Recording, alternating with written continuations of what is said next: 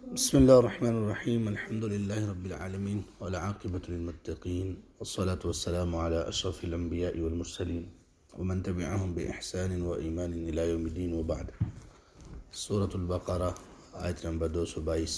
اعوذ باللہ من الشیطان الرجیم وَيَسْأَلُونَكَ عَنِ الْمَحِيضِ، اور وہ آپ سے پوچھتے ہیں حیض کے متعلق. قُلْ هُوَ أَذًى، کہہ دیجئے وہ تکلیف دہ ہے یا اذا ہے.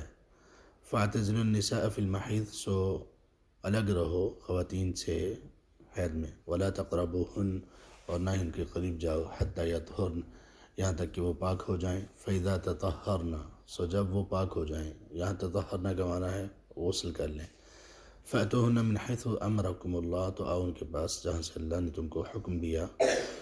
ان اللہ یحب التوابین ویحب المتطہرین، بلا شبہ اللہ تبارک تعالیٰ محبت رکھتے ہیں بہت زیادہ توبہ کرنے والوں سے، اور محبت رکھتے ہیں بہت زیادہ پاکیزگی حاصل کرنے والوں سے. اس سے پہلے والی آیت میں نکاح کے متعلق اللہ تعالیٰ نے رہنمائی بیان کی کہ کون سے لوگ ایسے ہیں، کون سے مرد و خواتین ایسی ہیں جن کے ساتھ نکاح اسلام میں جائز نہیں ہے قطعاً کسی بھی صورت. اور اسی طرح ہم نے حدیث کی روشنی میں بھی پڑھ لیا کہ کن کو نکاح کے لیے منتخب کرنا چاہیے اور کن کو منتخب نہیں کرنا چاہیے، اور کن کے ساتھ نکاح ویسے ہی جائز نہیں. اب اس کے بعد نکاح کرنے کے بعد ظاہر ہے کہ معاملات میں سے بہت سارے معاملات ہیں خاوند اور بیوی کے درمیان، تو ان تمام کی وضاحت اب ان آیات سے شروع ہو رہی ہیں. ان کے آپس کے معاملات میل جول کے، اور اس کے بعد پھر ان کے معاملات میں آگے ایلا ہے، پھر طلاق ہے، پھر عدت ہے، پھر دودھ پلانا ہے. یہ تمام کی تمام چیزیں اس آیت سے شروع ہو کر آگے کئی آیات صرف اسی کے متعلق ہوں گی، جو کہ ازدواجی زندگی کے متعلق اللہ تعالیٰ نے نازل کی. اسی لیے سورۃ البقرہ کے متعلق یہ بات ہے کہ یہ بڑی جامع صورت ہے. دیکھیے ہر طرح کے موضوعات آپ کو اس سورہ میں مل جائیں گے، ہر قسم کے زندگی سے متعلق تمام کے تمام. تو وہ آپ سے پوچھتے ہیں اس حالت کے متعلق. اصل میں پوچھنے کا سبب یہ تھا کہ اس حالت میں کیا سلسلہ، کتنا تعلق ہونا چاہیے آپس میں.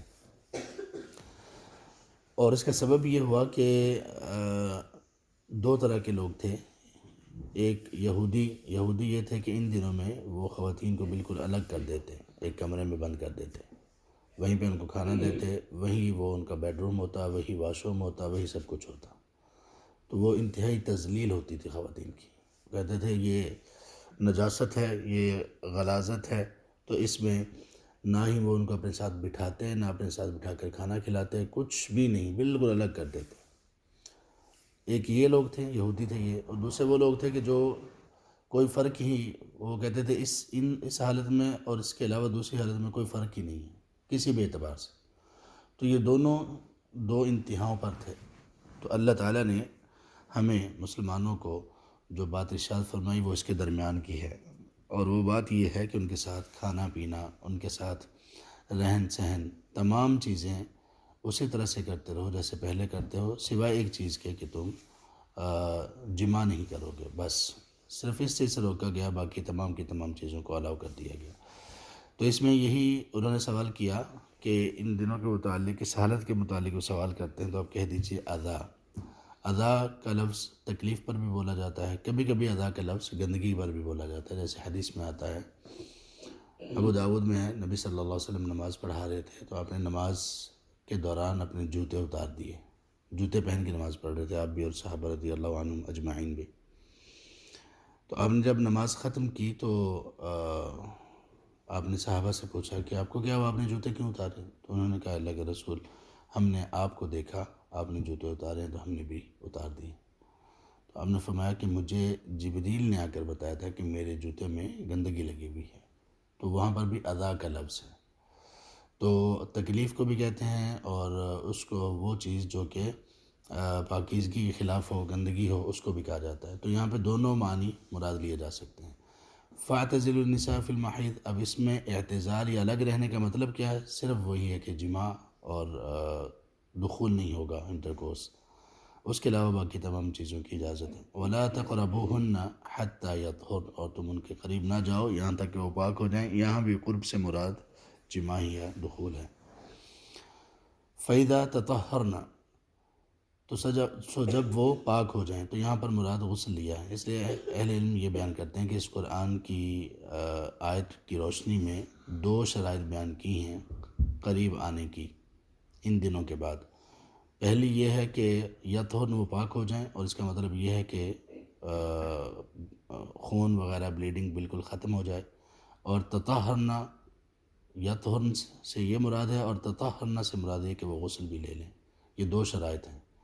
اگر ایک پوری ہو دوسری پوری نہ ہوئی ہو تو یہ مناسب نہیں ہے ان کے قریب آنا، اور دونوں پوری ہو جائیں تو پھر ٹھیک ہے۔ لیکن کچھ اہل علم نے یہ کہا کہ صرف پہلی والی اگر شرط پوری ہو چکی ہے تو پھر بھی قرب جائز ہے، پھر بھی مباشرت اور جماع جائز ہے، اس میں حرج نہیں ہے۔ لیکن زیادہ افضل اور بہتر اور احتیاط والی بات یہی ہے جو یہاں پہ بیان ہوئی ہے کہ دونوں چیزوں کا خیال رکھا جانا چاہیے۔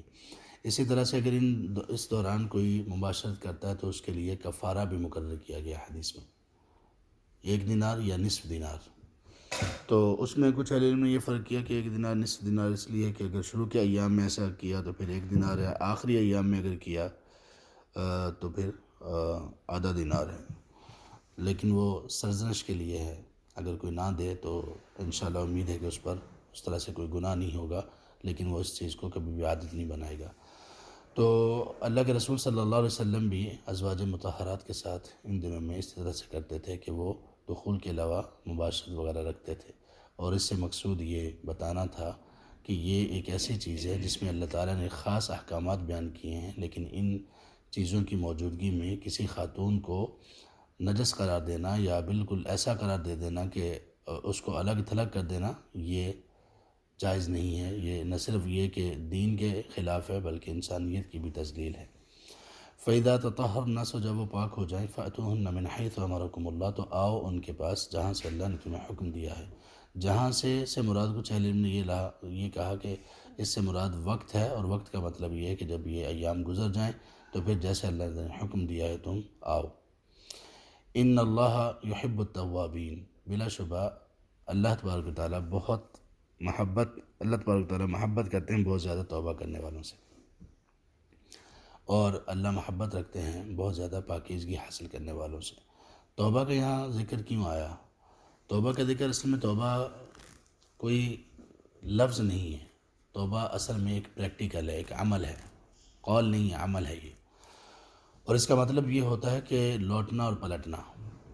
گناہوں سے جو توبہ ہوتی ہے اس کا مطلب یہ ہوتا ہے کہ انسان جب گناہ کرتا ہے تو وہ جو سیدھی راہ اللہ تبارک و تعالیٰ کی راہ ہوتی ہے اس سے ڈی ٹریک ہو جاتا ہے، ایک الگ راستے پہ چل پڑتا ہے۔ اب توبہ کیا ہے؟ وہاں سے واپس آ جائے اس راستے پر۔ جو شخص زبان سے کہتا رہے گا میری توبہ ہے، میری توبہ ہے، میں توبہ کرتا ہوں، میں توبہ کرتی ہوں، لیکن وہ راستہ چھوڑ کر پلٹے گا نہیں تو وہ توبہ نہیں ہے۔ تو توبہ میں پلٹنا ہوتا ہے۔ ایک تو یہ ہے گناہ سے توبہ، ویسے توبہ کیا ہے؟ گناہ بندے نہیں بھی کیا تو توبہ یہ ہے کہ کوئی خوشی انسان کو نصیب ہوئی، فوراً اللہ کی طرف پلٹے۔ نبی صلی اللہ علیہ وسلم کو جب خوشی کا کوئی ایسا موقع آتا، خوشی کی خبر پہنچتی تو آپ صلی اللہ علیہ وسلم فوراً سجدے میں گر جاتے۔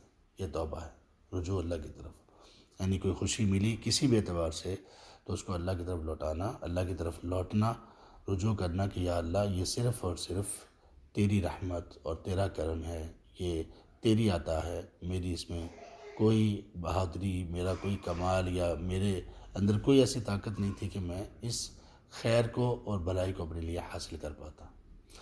اچھا، یہ توبہ جو ہے اس کے کرنے کی وجہ سے انسان کبھی بھی متکبر نہیں ہو سکتا۔ جتنی بھی نعمتیں اس کو مل جائیں، مال و دولت کی کثرت ہو جائے، کچھ بھی ہو جائے، انسان کبھی بھی اپنی حیثیت کو نہیں بھولتا اور ہمیشہ اللہ کی طرف ہی رہتا ہے، بلکہ وہ زیادہ عاجز ہوتا رہتا ہے کہ میں کمزور آدمی ہوں، اللہ تعالیٰ نے مجھے کس قدر نواز دیا ہے، کتنا عطا فرما دیا ہے، ہر اعتبار سے، اولاد کے معاملے میں، مال کے معاملے میں، عزت کے معاملے میں، سب چیزوں کے معاملے میں۔ ایک توبہ یہ ہے۔ ایک توبہ یہ ہے کہ آدمی پر اگر کوئی غم، کوئی ایسی چیز آ پہنچی جو کہ اس کو تکلیف دینے والی ہے، بیماری ہو گئی، کوئی اللہ نہ کرے کوئی اور ایسی بات ہوگی، حادثہ وغیرہ، تو اس میں توبہ کیا ہے؟ اس میں توبہ یہ ہے کہ آدمی پھر اللہ کی طرف رجوع کرے کہ یا اللہ اس پریشانی اور اس مصیبت سے نجات دینے والی ذات تیرے سوا کوئی نہیں ہے، تو ہی ہے جو اس سے ہمیں نجات دے سکتا۔ تو یہ توبہ ہے۔ تو اللہ تبارک تعالیٰ بہت زیادہ توبہ کرنے والوں کو پسند کرتے ہیں، ان سے محبت کرتے ہیں۔ مراد اس سے یہ ہے کہ جو لوگ زندگی میں دن میں ہر حالت میں بار بار اللہ کی طرف رجوع کرتے ہیں، یا اللہ تیرا ہی کرم ہے، یا اللہ تو ہی بچا سکتا ہے، یا اللہ تیری ہی طرف پناہ کی جگہ ہے اور تیری طرف لوٹنے کی جگہ ہے، وغیرہ وغیرہ، یہ ہے اصل توبہ۔ تو اس میں یہ جو بیان کیے گئے معاملات اس آیت میں، اور اس کے بعد یہ توبہ کی جو بات کہی گئی، مطلب یہ ہے کہ پہلے تم جو بھی کرتے تھے اب لوٹ آؤ اللہ کے حکم کی طرف اور ان احکامات پر عمل کرنا شروع کر دو۔ دوسرا یہاں پر توبہ کا ذکر کرنے کا ایک مقصد یہ بھی ہے کہ اگر ان احکامات کے خلاف تم نے اگر کر لیا یا ہو گیا تم سے کچھ ایسا، تو پھر بھی توبہ کر لو، اللہ توبہ کرنے والوں سے محبت رکھتے ہیں۔ اور اسی طرح اللہ تبارک تعالیٰ متطہرین سے محبت رکھتے ہیں۔ متطہرین سے مراد وہ لوگ ہیں جو کہ پاکیزگی کو بہت پسند کرنے والے ہیں، بہت زیادہ پاکیزہ رہنے والے۔ اس سے ایک مراد تو جسمانی پاکیزگی ہے جو کہ اس آیت کا مقصود ہے، کہ پاکیزگی کا یہ مقصود، پاکیزگی سے مراد یہ ہے کہ جو اس آیت میں اور اس کے بعد والی آیت میں جو احکامات دیے گئے ہیں ان کو فالو کیا جائے، یہ پاکیزگی ہے۔ ایک تو اللہ تبارک تعالیٰ ان لوگوں سے محبت کرتے ہیں جو پاکیزہ رہتے ہیں۔ دوسری پاکیزگی سے مراد یہ ہے کہ اسلام کی طہارت، اسلام کے طہارت کے متعلق تمام احکامات کو فالو کرنا، یہ پاکیزگی حاصل کرنا، اس سے اللہ محبت کرتے ہیں۔ تیسرے نمبر پر پاکیزگی سے مراد ہے گناہوں سے پاکیزگی، اور اس میں سر دست سب سے بڑی چیز ہے عقیدے کی گندگی۔ عقیدہ جس کا درست نہیں ہے اس کو قرآن کریم میں نجس کہا گیا، انما المشرکون نجس۔ تو نجاست اعمال کی ہو یا جسم کی ہو، دونوں سے پاکیزگی حاصل کرنا یہ انسان پر ضروری ہے، اور اللہ ایسے لوگوں کو پسند کرتے ہیں جو اپنے جسم کو بھی پاک رکھتے ہیں اور اپنے عقائد کو بھی پاک رکھتے ہیں اور اپنے اعمال کو بھی پاک رکھتے ہیں۔ ایسے لوگوں سے اللہ محبت رکھتے ہیں۔ نساؤکم حرث لکم، تمہاری بیویاں تمہاری کھیتی ہیں۔ کھیتی اس لیے کہا گیا کہ کھیتی کا مقصود یہ ہوتا ہے کہ اس سے اللہ تبارک و تعالیٰ رزق دیتے ہیں، اناج دیتے ہیں۔ زمین ہے، زمین سے انسان کے لیے اللہ تبارک و تعالیٰ اس کی ضروریات کو پورا کرنے کے لیے نباتات وغیرہ نکالتے ہیں۔ تو ماں جو ہے اللہ تبارک و تعالیٰ نے اس کو بھی کھیتی بنایا کہ انسانیت کا آگے بڑھنا اسی کے دم سے ہے، اللہ کے اذن سے، اس لیے حرث کہا گیا۔ فَأْتُوا حَرْثَكُمْ أَنَّ شِئْتُمْ، تو تم اپنی کھیتی کو آؤ جہاں سے تم چاہو۔ تو اس کے متعلق صرف جس چیز سے روک دیا گیا اس کے علاوہ باقی تمام حالتوں اور تمام امور اور صورتوں کو جائز قرار دے دیا گیا کہ جیسے مرضی ان کے پاس تم آ سکتے ہو مباشرت کے اعتبار سے۔ وَقَدِّمُوا لِأَنفُسِكُمْ، اور تم آگے بھیجو اپنے نفسوں کے لیے۔ اس سے مراد یہ ہے کہ نکاح کے مقاصد میں سے ایک مقصد اولاد کا حصول ہے۔ جو لوگ فیملی پلاننگ میں لگے رہتے ہیں، جو لوگ اس پہ رہتے ہیں کہ اولاد زیادہ نہ ہو، جو لوگ اس پہ رہتے ہیں کہ بغیر کسی سبب کے اتنا اور اتنا گیپ ڈالا جائے، تو یہ اسلام کی عمومی تعلیمات کے خلاف ہے۔ نبی صلی اللہ علیہ وسلم نے فرمایا شادی کرنے سے پہلے جن چیزوں کا خیال رکھا جانا چاہیے، جس طرح ہم نے پچھلی آیت میں آیت نمبر 221 میں ایک حدیث پڑھی تھی کہ کن سے شادی کرنی چاہیے، کن خواتین سے دینداری کو ترجیح دینی چاہیے، اسی طرح سے ایک یہ بھی ہے، آپ صلی اللہ علیہ وسلم نے فرمایا کہ شادی کرتے ہوئے اس بات کا بھی خیال رکھو کہ بچوں کی کثرت کہاں، کس خاندان، کس فیملی میں پائی جاتی ہے۔ تو پھر آپ نے کہا کہ میں انی افتخر بکم الامم، میں قیامت کے دن تمہاری کثرت کی وجہ سے باقی امتوں پر فخر کروں گا۔ اب یہ اگر اس بات پر تھوڑا سا غور کیا جائے تو دیکھیے اللہ کے رسول صلی اللہ علیہ وسلم کو کتنا بھرم ہے اپنی امت پر، اور آپ نے کہا کہ تم لوگوں کی کثرت کی وجہ سے، امت کے زیادہ ہونے کی وجہ سے میں فخر کروں گا۔ اب اس بات کو سامنے رکھا جائے اور ان لوگوں کی بات کو سوچا جائے جو یہ کہتے ہیں یہ ہونا ہی نہیں چاہیے، اور اس کے لیے باقاعدہ وہ نظام بناتے ہیں، باقاعدہ وہ ہر اعتبار سے اس کو کنڈیم کرتے ہیں کہ زیادہ اولاد نہیں ہونی چاہیے۔ اب دیکھیں یہ اگر مسلمان ہیں، کلمہ پڑھنے والے ہیں، تو یہ کہاں کھڑے ہیں؟ گویا کہ اللہ کے رسول صلی اللہ علیہ وسلم کی بالکل مخالفت میں کھڑے ہیں۔ آپ کہہ رہے ہیں کہ میں فخر کروں گا، اور یہ نادان لوگ گویا کہہ رہے ہیں کہ فخر ہم آپ کو نہیں کرنے دیں گے۔ اللہ کے رسول صلی اللہ علیہ وسلم کہہ رہے ہیں میں فخر کروں گا کثرت کی بنیاد پر، اور یہ لوگ کہہ رہے ہیں ہم فخر نہیں کرنے دیں گے، ہم تو یہ اور یہ کریں گے۔ اور اس میں کچھ بھی اور نہیں ہے سوائے اس کے کہ یہ دوسروں کے پروپیگنڈے کا شکار ہو گئے، اور اللہ کی صفت رزاقیت اس میں یقین میں اتنے کم ہو گئے کہ انہوں نے یہ سمجھ لیا کہ ہم نے انسانوں کو ہم نے پالنا ہے۔ تو اللہ نے فرمایا کہ آگے بھیجو اپنے نفسوں کے لیے، مراد اس سے یہ ہے کہ اولاد کے حصول کے لیے کوشش کرو، واتقوا اللہ، اور اللہ تبارک و تعالیٰ کا تقوی اختیار کرو، واعلموا، اور جان لو، انکم ملاقوہ، بے شک تم اس سے ملاقات کرنے والے ہو، ملنے والے ہو۔ سبحان اللہ۔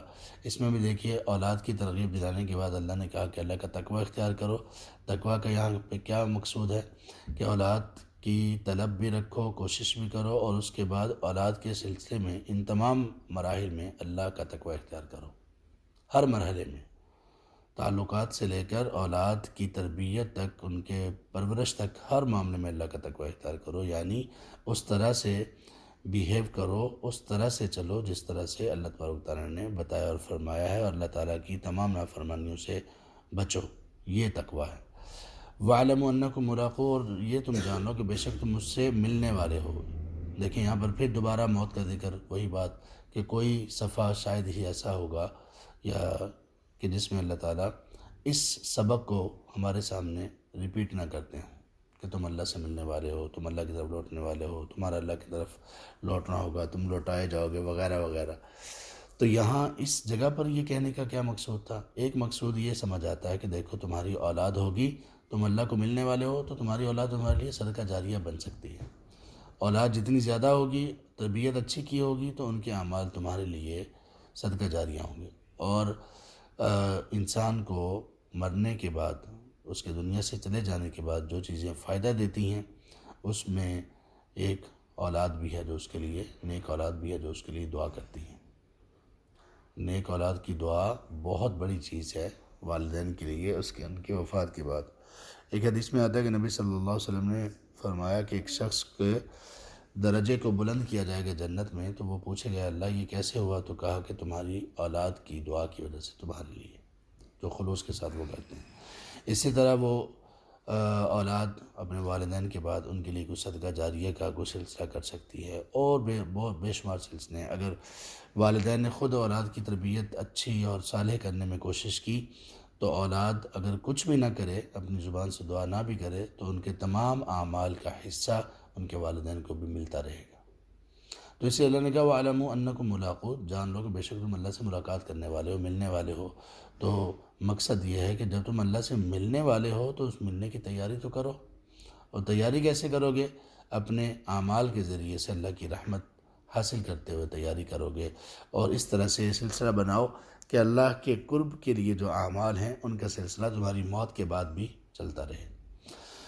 تو یہ مراد ہے کہ تم اللہ تبارک و تعالیٰ کا تقوی اختیار کرو ان تعلیمات کے سلسلے میں جو بیان کی ہیں، کہ جیسے کہا ہے ویسا کرو، اور جن جن چیزوں سے روکا ہے ان چیزوں سے رک جاؤ، اور یہ جان لو کہ تم اللہ سے ملنے والے ہو، پھر اللہ تمہیں پوچھیں گے اور اللہ تمہیں بتائیں گے کہ تم کیا کرتے رہے ہو، اللہ کی تعلیمات کے مقابلے میں تمہارا رویہ کیا تھا اور تمہارا عمل کیا تھا۔ وَبَشِّرِ الْمُؤْمِنِينَ، اور مومنوں کو خوشخبری سنا دیجیے۔ کیا مطلب؟ کہ یہ آیات ان کے احکامات پر جو لوگ ایمان لے آئے کہ یہ کرنا ہے یہ نہیں کرنا، اور جن لوگوں نے ایمان لانے کے بعد تقوی اختیار کر لیا، یعنی عمل بھی شروع کر دیا۔ تقوی کا مطلب ہے جو کرنے کا کہا گیا وہ کیا جائے، جس سے روکنے کا کہا گیا اس سے رکا جائے، یہ شروع کر دیا، اور یہ شروع اس طرح سے کیا کہ ان کا یہ پختہ عقیدت ہے کہ ہم اللہ سے ملنے والے ہیں، قیامت کے دن ان سارے اعمال کا ہمیں رزلٹ ملنے والا ہے اور ان کا بدلہ ملنے والا ہے یوم الدین کو، قیامت کے دن کو۔ تو ایسے جو لوگ ہوں گے یہ ہیں ایمان والے، اور ان کے لیے خوشخبری ہو، وبشر المؤمنین، ان کو خوشخبریاں سنا دیجیے۔ یہاں پہ اللہ تبارک تعالیٰ نے یہ نہیں بتایا کہ کون سی خوشخبری سنانی ہے، یہ وہ انداز ہے کہ اس سے مراد اب یہ ہوتا ہے کہ جب یہ نہیں بتایا کہ خوشخبری کون سی سنانی ہے، اس کا مطلب یہ ہوا کہ بہت ہی زیادہ خوشخبریاں ہیں، اور ہر طرح کی خوشخبریاں ہیں، دنیا میں بھی اور آخرت میں بھی۔ اللہ تبارک تعالیٰ ہمیں بھی ان خوشخبریوں کا مستحق بنا دے اپنی رحمت سے، آمین یا رب العالمین۔ سبحانک اللہم و بحمدک، اشہد ان لا الہ الا انت، استغفرک و اتوب الیک۔